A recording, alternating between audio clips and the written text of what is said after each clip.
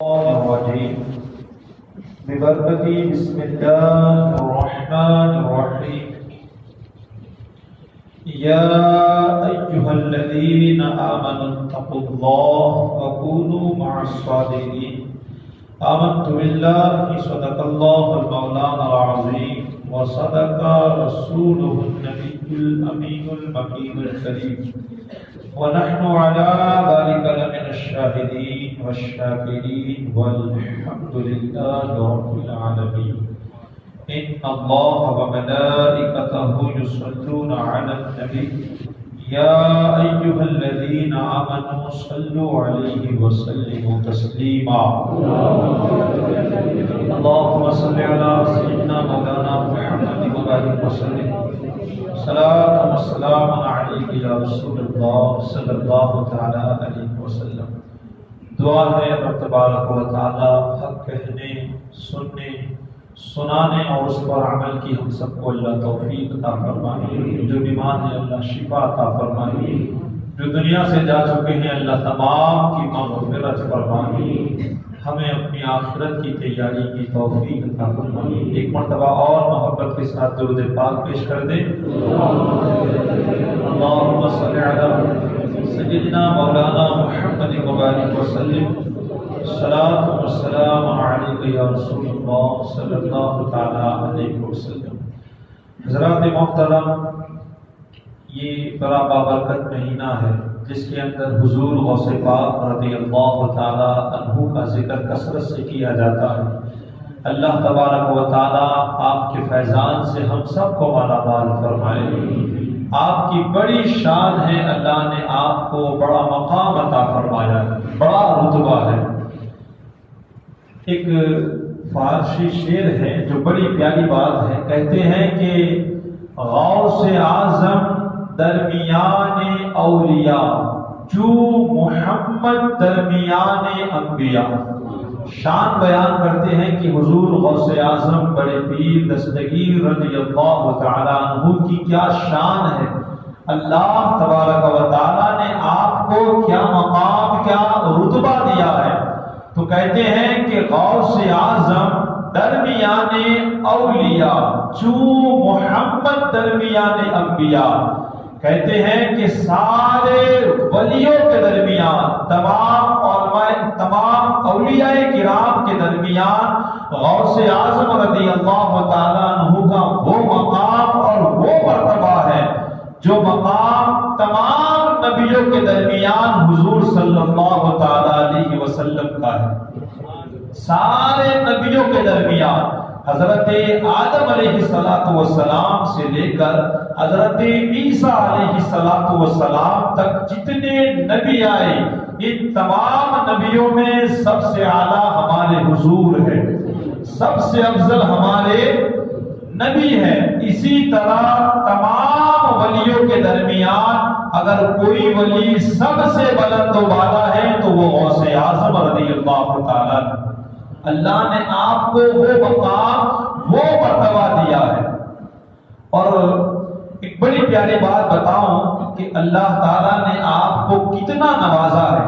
انوار البیان میں نے یہ بات پڑھی کہ اللہ کے پیارے رسول صلی اللہ تعالیٰ علیہ وسلم نے ایک مرتبہ حضرت فاروق اعظم رضی اللہ تعالیٰ عنہ اور مولا علی رضی اللہ تعالیٰ عنہ کو اپنی قمیص عطا فرمائی اور کہا کہ میں جب دنیا سے چلا جاؤں گا تو میرا ایک عاشق چاہنے والا ہے جسے دنیا حضرت اویس قرنی رضی اللہ تعالیٰ عنہ کہتے ہیں، کہا یہ قمیص ان کو جا کر کے دے دینا۔ حضور ان کی بڑی تعریف کیا کرتے تھے، قرن کی جانب اپنا چہرہ کر کے فرمایا کرتے تھے مجھے بڑی پیاری خوشبو آتی، بڑا چاہنے والا ہے۔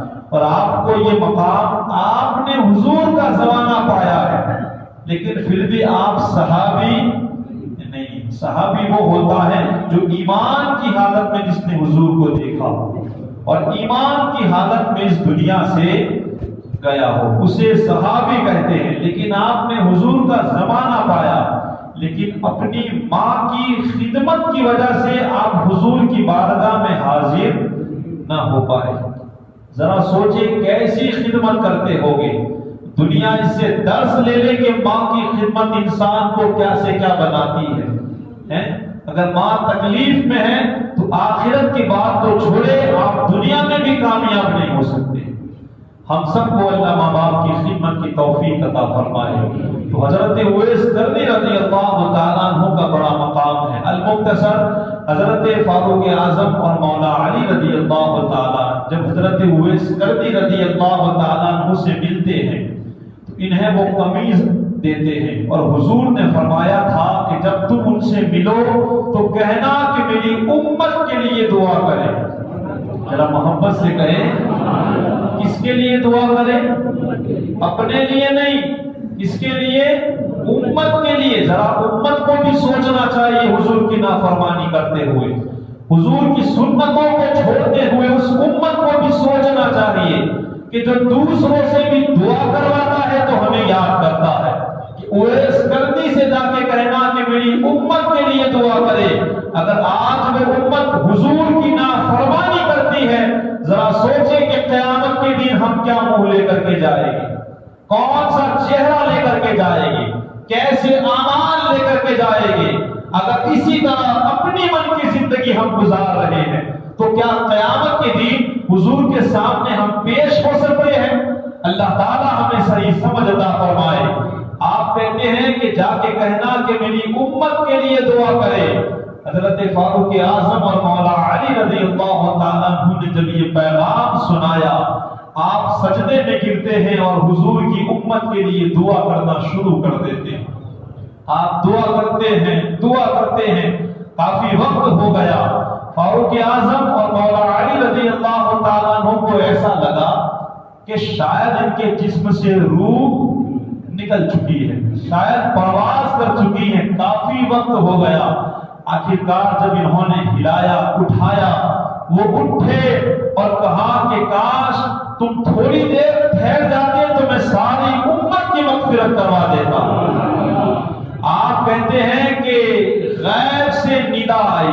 کیا ندا آئی؟ کہ اے اویس قرنی، جا میں نے تیرے صدقے حضور کی آدھی امت کی مغفرت فرما دی ہے، آدھی امت کی۔ اور مصنف آگے لکھتے ہیں کہ آدھی امت جو میرا بھی محبوب ہے، میرے محبوب کا بھی محبوب ہے، جو تیرے بعد آنے والا ہے، جسے دنیا غوث اعظم کہے گی، میں نے اس کے صدقے حضور کی آدھی امت کی مغفرت فرما دی۔ یہ مقام اور مرتبہ ہے بڑے پیر دستگیر کا۔ آج کا میسج یہ ہے، ہم اپنے آپ کو سچا قادری کہتے ہیں، کیا ہمارے قدم حضور غوث پاک کی زندگی جیسے ہیں؟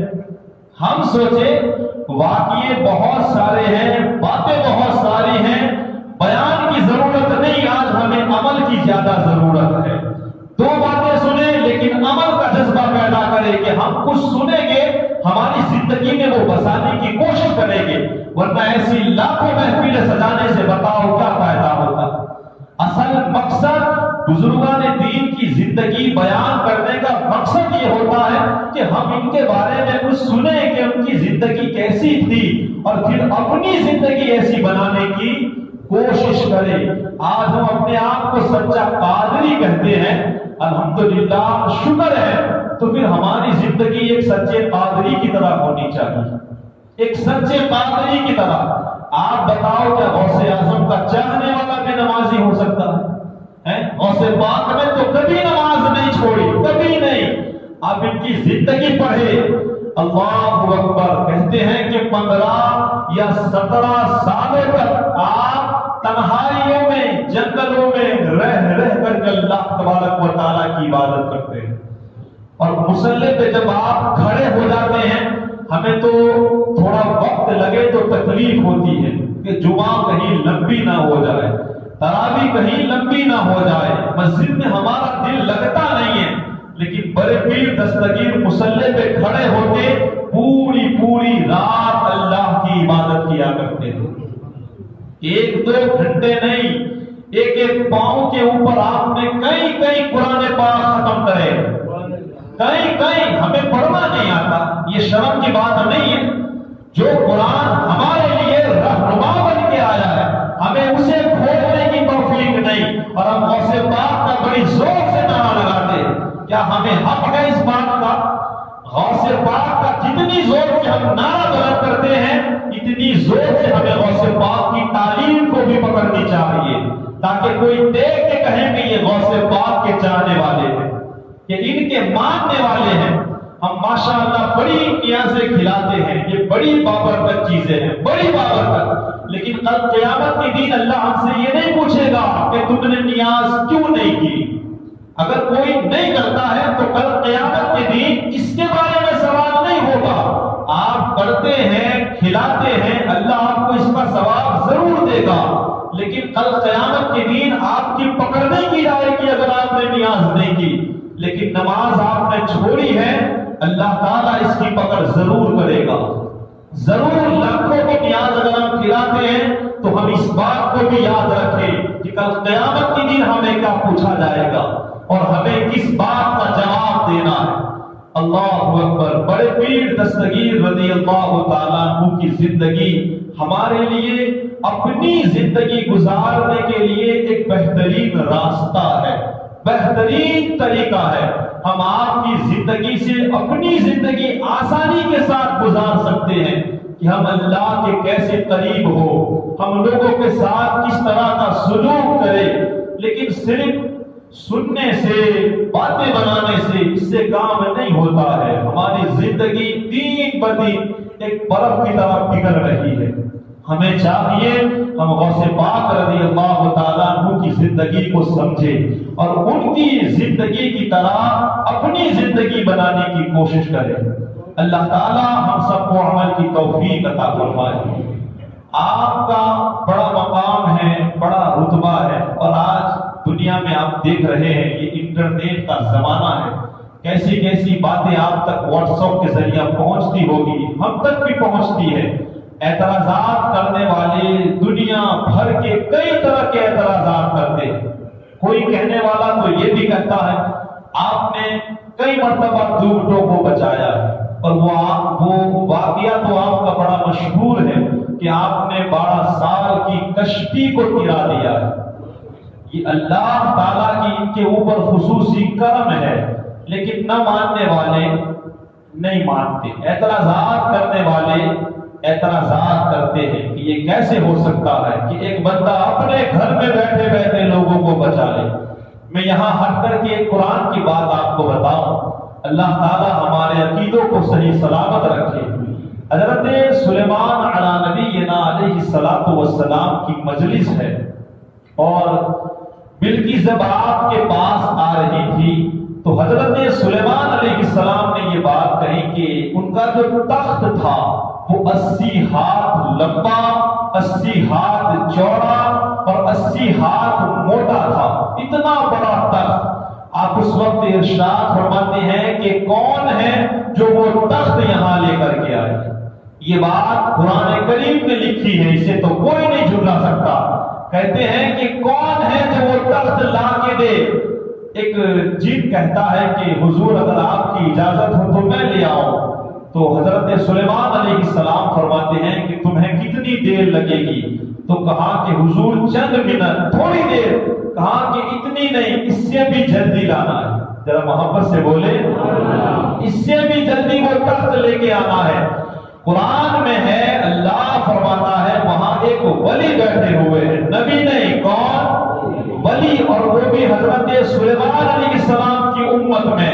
وہ کہتے ہیں، اللہ کہتا ہے ان کے پاس کتاب کے اندر سے تھوڑا سا علم تھا۔ وہ کہتے ہیں کہ حضور اگر آپ کی اجازت ہو تو میں لے آؤں۔ تو کہا کہ کتنی دیر میں لاؤ گے؟ کہا پلک جھپکنے سے پہلے لے آؤں گا، پلک جھپکنے سے پہلے۔ اور وہ کون ہے جو قرآن کہتا ہے کہ جو کتاب کا علم رکھتے تھے، آپ نے دیکھا، دنیا گواہ ہے، پلک جھپکنے سے پہلے وہ تخت وہ بزرگ لے آئے، پلک جھپکنے سے پہلے۔ یہ تو قرآن کہتا ہے۔ حضرت سلیمان علیہ السلام کی امت میں جو ولی ہے وہ پلک جھپکنے سے پہلے 80 گز چوڑا، 80 گز موٹا تخت لا سکتے ہیں۔ تو ذرا بتاؤ جو حضور کی امت میں ہے، جنہیں دنیا غوث اعظم کہتی ہے، کیا وہ ڈوبتوں کو نہیں بچا سکتے؟ کیا اگر کوئی آپ کا غلام سچے دل سے پکارے تو کیا مدد کو نہیں آ سکتے؟ الحمدللہ ہمارا ایمان و عقیدہ ہے، اگر آج بھی کوئی سچا غلام حضور غوث پاک کو مصیبت میں دل سے پکارتا ہے، وہ مدد کو ضرور آتے ہیں اور وہ مدد ضرور کرتے ہیں۔ اور ہمارا الحمدللہ عقیدہ یہی ہے اللہ والوں کی شان میں کہ تو زندہ ہے واللہ، تو زندہ ہے واللہ، میری چشم عالم سے چھپ جانے والے۔ ہر ولی کسی نہ کسی نبی کے نقش قدم پہ ہوتا ہے، اور بڑے پیر کی یہ شان ہے کہ وہ حضور کے نقش قدم پہ ہے۔ اللہ تعالیٰ نے آپ کو وہ مقام اور وہ مرتبہ عطا فرمایا ہے۔ ہمیں ضرورت ہے اس مختصر سی زندگی میں ہم آپ کے سچے غلام بنے، ایسی زندگی گزارے کہ کل غوث اعظم کے سامنے ہم حاضر ہوں تو شرم سے ہمارا سر نہ جھکے، بلکہ فخر سے ہم سر اٹھا کر کے ان کے سامنے جائے۔ ایسی زندگی بنانے کی کوشش کرے۔ دعا ہے اللہ تعالیٰ ہم سب کو عمل کی توفیق و رفیق عطا فرمائے۔ حضرات محترم،